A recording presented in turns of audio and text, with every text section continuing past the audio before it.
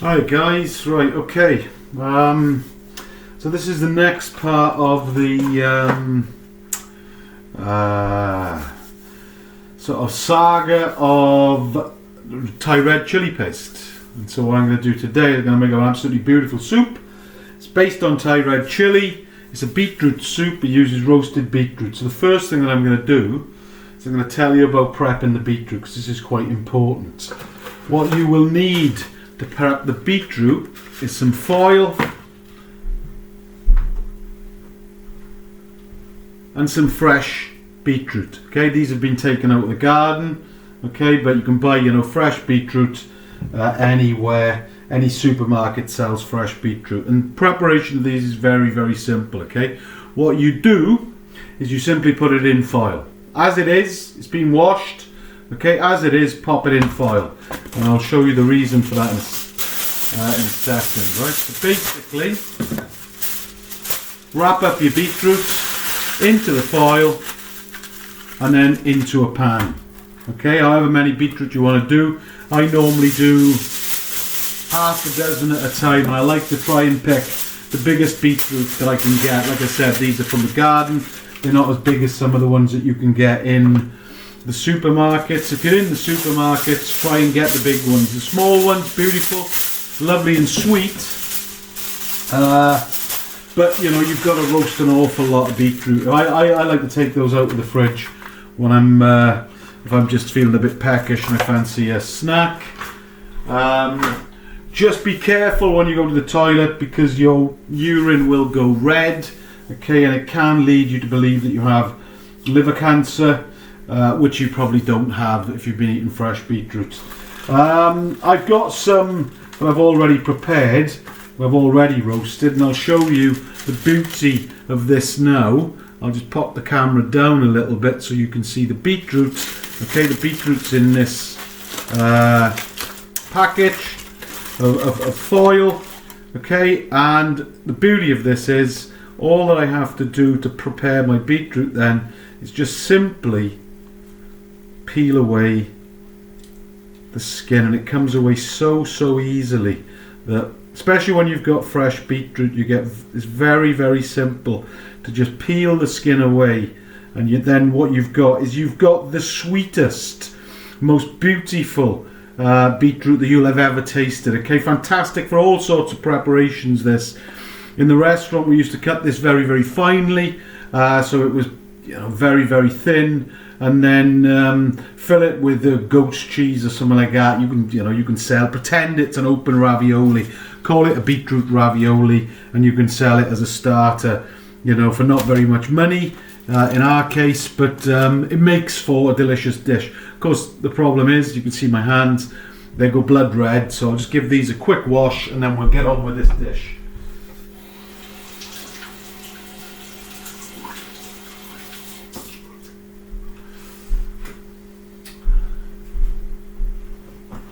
Okay, so first things first, what we're going to do is we're going to chop the onion. Okay, I'll show you to chop an onion. It's very simple to chop an onion. You probably already know how to do it. Okay, what you don't do, and you should never do, is chop this like the chefs chop it. Take the top and the bottom off, cut it in half. Okay, well, the way the chefs do it's way too fiddly. Take off I don't like papery onions, so take off the outer layers of the onion. I'm eating this myself, so I won't be worried about that dirt. This again has come out of the garden, so we know it's pretty good quality, quite nice. I can smell it now. It's really starting to get to my eyes. It's quite pungent. How do you chop an onion? If you want to chop an onion nice and fine, you just basically go across the onion like so. Okay, you can go more than that. Okay, what you can see there is I've just chopped along the length of the onion. Now there are concentric circles in the onion, and then we just use that to make our fine chop. So in order to get a really nice fine chop of the onion, you can just then cut across the concentric circles much easier than the really sort of fiddly way that the chefs do it. And then where you've got the onion that you didn't cut through, give that a fine chop as well, and therefore you have are very nicely chopped. Onion, now we don't need a fine chop on this one because obviously this is for the soup and that soup is going to be blended. So what I'll do now is I'll just chop this a lot coarser, but again, very quick, very easy. Try not to cut your fingers off when you're doing it. I'll pop that into the pan.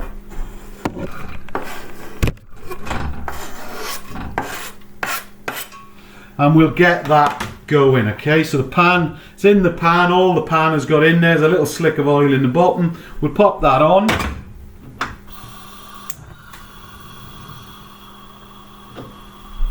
We'll let those onions sweat down for a little bit. And then I'll come back, once the onions have sweated, I'll come back and show you how to finish the soup off, okay? There's no point us wasting time waiting for onions to cook. So I'll pause up there. Okay, alright then, so right, the onions have had a nice little bit of time to caramelise, and I'll show you them now. I'll pop the picture down there. It's easy, pressing buttons I shouldn't be pressing. Okay, so you can see that they've got a nice little caramel colour on them. You know, I think that's important when you're cooking sort of Indian food especially, but you know, the natural sweetness in the onions you can't really beat anyway. Try not to let them burn, but they need to be soft for this recipe, so I've cooked them down quite nicely. What I'm going to do now is I'm going to add some black cumin. Okay, now this is black cumin, it is not cumin. It tastes a little bit like it, but the seeds are much smaller and finer than cumin seeds. So I'm going to put about a teaspoon, half a teaspoon to a teaspoon of these in. If I put them up to the camera there, you can see that it's got black jeera as well, or what is it? Kashmiri jeera, as well as, there we are, beautiful. They've got, the smell is absolutely amazing, and they go fantastically with beetroot, right? So I'm just going to add some of those in now. Like I said, about half a teaspoon to a teaspoon.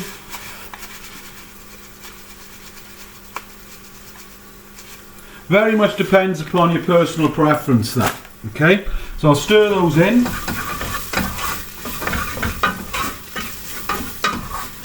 And we'll just give those a couple of seconds to release, you know, to start to release, to cook out and release their flavour. Now in this, in here, I've got some of that red curry paste that we made, that I made in the last video. Okay, and this is basically going to be what goes in the soup. So this curry paste here, pop it down like that. That curry paste is the red curry paste. It's got the kaffir lime in it. It's got the Thai basil. Still smells amazing. It's got the chilies. It's got the ginger, the garlic, the lemongrass. All of that stuff is in here. Okay, and that's going to form the base for our soup. I've also got this, which is my favourite stock, which is a stock that we used a lot in the restaurant. We didn't have enough time nor energy to make our own stocks, so this no clear vegetable bouillon paste is the best that I've found. It's great for doing risottos, because it obviously it's a clear paste, which means that it doesn't actually colour your risotto in any way. Let me give the onions a quick stir. The smell is amazing, and what I'm going to do now is I'm just going to mix up all of this. This is what, 2 heaped teaspoons, roughly 2 heaped teaspoons of the curry paste. Now remember that everything that's in that curry paste is raw. Okay, the raw garlic, everything was raw when it went in. So what we're going to do is we're just going to cook that out for a couple of seconds. Okay, literally 30 seconds. And then that's going to cook out all of those nice spices and the garlic, all of the aromats. That's what we want. Because you want to just cook out all of the aromats. So I could actually turn the camera around here. You can see this. Whoops. Lost my thing there. Okay, so there's the cooking. I'm my own director and producer and cooking these videos, so forgive the amateur production values. Okay, but that's cooking out, and that smells absolutely amazing. Well, the next thing that we're going to do is we're going to add Thai cookery. After all, we're going to add a can of coconut milk. So back over here, please. Thank you. Back to me. Thank you very much. Ray Floyd was a very, very great influence on me growing up. Okay, because my mother couldn't cook. I kind of love all those videos, all those sort of things. When the chefs are asking, who was your greatest inspiration? Now, oh my goodness, I loved cooking with my grandmother, who would make fresh pasta every morning. You know, my mother worked very, very hard. She wasn't the best cook in the world. Okay, nobody that I knew really cooked. When I became a vegetarian about 35 years ago, you had to learn pretty quick how to cook, or you don't eat well. You know, you eat beans. I had beans for probably the first year I was a vegetarian, and after that it was like, well, let's learn how to cook. So in goes here a can of coconut milk. Okay, rich and creamy coconut milk. So that's going to go in there.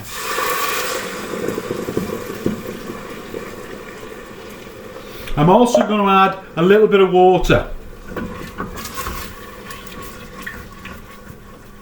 I'm going to turn the heat up on the soup, because this actually is the world's quickest soup as well. So I've got some water here. It's already boiled, so I'm just going to pop that in. Probably about 200 or 300 ml of water, not very much. Again, it's up to you, and it depends how big your beetroots are. Okay, because what we're going to be able to do in a second is we're actually going to be able to make this soup. I'm going to take some of my stock. Here's my stock again. Okay, this is what it looks like inside the tub. I'm going to take a couple of teaspoons of the stock, and I'm just going to pop that into my soup base. Right, back up here, I've got my beetroot. Now I've peeled all three of the beetroot. I normally use three beetroot for this. These are the 3 roasted beetroot here. Okay, they've all been peeled, they're all fantastic. So all we're going to do is we're going to give these a very, very quick and rough chop. So back to the board, and I'm not looking. Okay, this is literally going to go in, and rather than heat it through, I'm just going to make the soup. I'm just going to literally put these in to warm, and then I'm going to blend it. And the reason for that is the beetroot is a bit of a pain. When you first make it, it's the most absolutely amazing purple colour that you can imagine. But then, if you heat it, it starts to lose the vibrancy. So when we were in the restaurant, we used to probably make up the base first and then add the beetroot to order. Okay, I'm just going to taste a bit of this beetroot.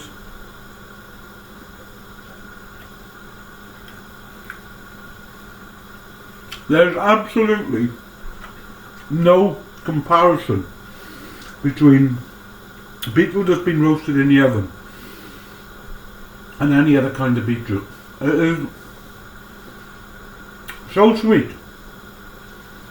so beautiful. You need to roast it for a good hour, 2 hours. Okay, a big one. If I was lucky enough to get a really, really big one, but that size from the allotment, or 4 hours, you can roast it, slow roast it, about 160. It is absolutely amazing. Right, let's have a look at my soup. I'm going to wash my hands because I've got beetroot over them again.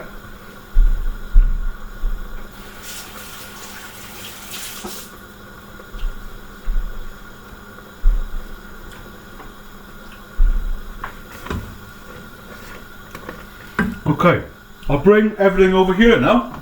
Just move that. Obviously this can go. So back down here. I'll get rid of some of this rubbish.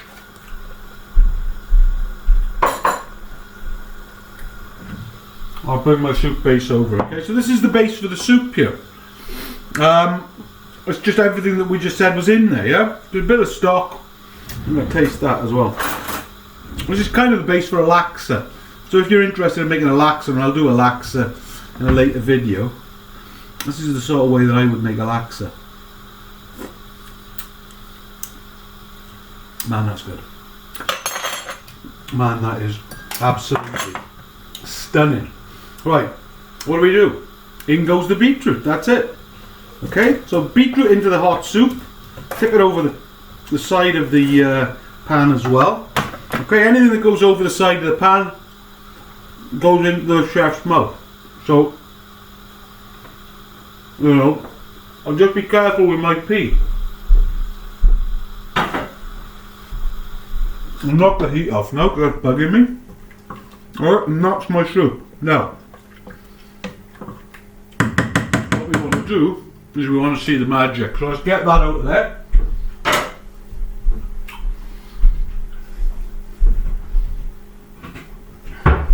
Get my favourite blender in the world. Okay, which is this. My Kenwood 800 watt, fantastic. It's got one of these. This is like their soup thing. It's brilliant. It's got a big fat, I think they call it the Bigfoot, something like that. It's got a big fat end on it. Great for blending soups. And this is it. Let me just, you're going to see the magic happen live.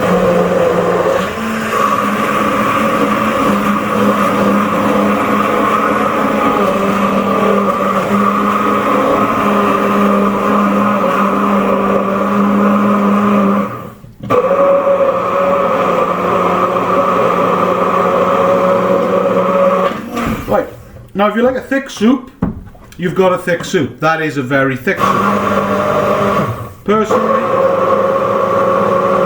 it's a little thick for me, so thin it down, touch of water. There you go. Tiny, tiny bit of water.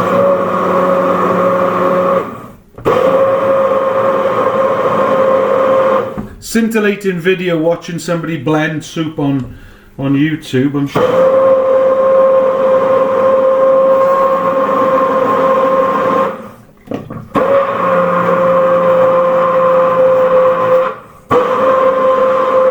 There you go, that's beautiful. And that's it, right? That's your soup made. Fridge that until you want to use it. Makes a fantastic sauce. Okay, if you're doing some sort of Thai inspired dish, makes an amazing sauce because obviously it's got all of the colour, right? I have to taste it. Let me just show you what this tastes like. Okay, you probably want to see my face for this because you want to see joy. Right, so here we go. One big spoon of soup. That's like heaven. That is literally like, it's my soup, so same spoon. I can't impress on you just how bloody good that tastes, right? You can do it with a bought red curry paste, don't, but make your own. Because that literally is the most heavenly soup you'll ever have. Right guys, thanks for that. Well, thank me for it because I'm doing it and I don't know if anybody's watching it. I'll do the Thai tofu cakes next.